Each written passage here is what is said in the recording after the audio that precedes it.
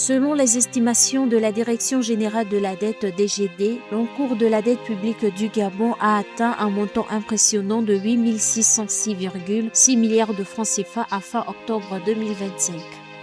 Au Mali, la Direction générale des douanes a réalisé une performance remarquable en mobilisant plus de 124 milliards de francs CFA de recettes en novembre 2025.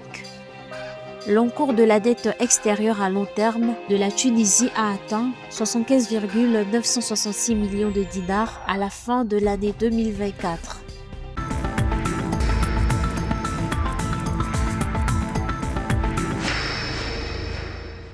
Au Gabon, l'état de la dette publique soulève de sérieuses inquiétudes. Selon les données fournies par la Direction générale de la dette DGD, l'encours de la dette publique du Gabon s'est établi à un montant impressionnant de 8 606,6 milliards de francs CFA à la fin du mois d'octobre 2025. Ce chiffre considérable n'est pas seulement une statistique, il témoigne d'une trajectoire d'endettement jugée très préoccupante par les analystes économistes et les institutions financières.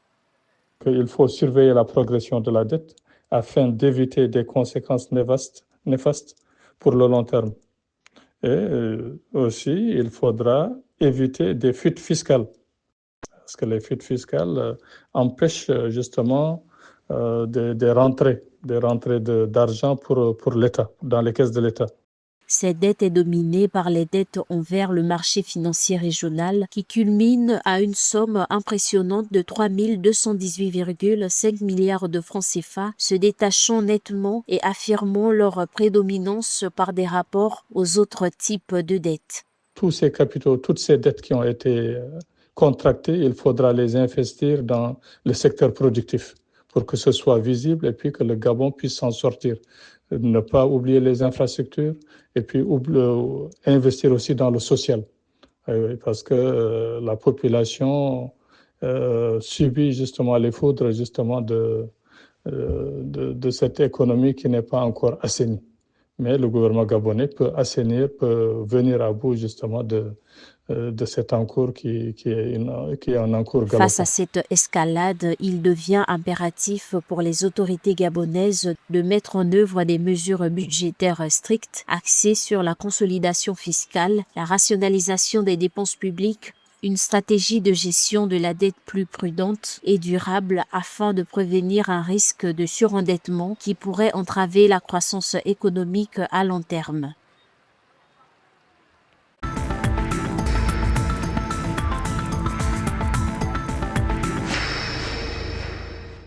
Au Mali, la Direction générale des douanes a réalisé une performance remarquable en mobilisant plus de 124 milliards de francs CFA de recettes en novembre 2025. Ce succès confirme l'efficacité croissante des opérations douanières et la solidité des stratégies, les objectifs de recettes ayant été régulièrement dépassés entre 2021 et 2024. Les prévisions pour ce mois de novembre 2025 s'élevaient à 514,63 milliards de francs CFA avec une répartition stratégique de 25,59 milliards alloués spécifiquement aux produits pétroliers, tandis que les marchandises solides étaient censées rapporter environ 50,3 milliards de francs CFA.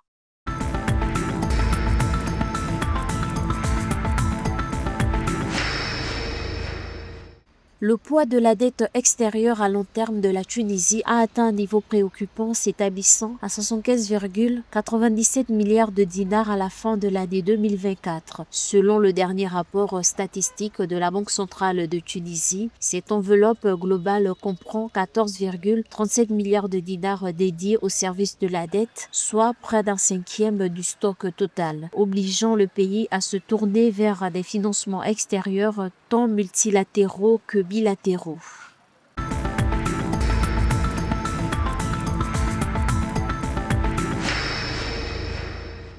Le Mozambique a récemment franchi une étape significative dans sa lutte contre la criminalité économique et la corruption. Le Bureau central de recouvrement des avoirs a annoncé lundi 15 décembre 2025 que le pays avait réussi à récupérer des actifs d'une valeur colossale de plus de 27 milliards de métiquets, soit l'équivalent d'environ 422,55 millions de dollars. Ce montant impressionnant a été accumulé au cours des 4 dernières années depuis 2024. Ce succès est le fruit d'une intensification des efforts du gouvernement et des institutions chargées de l'application de la loi pour traquer et confisquer des biens acquis illégalement.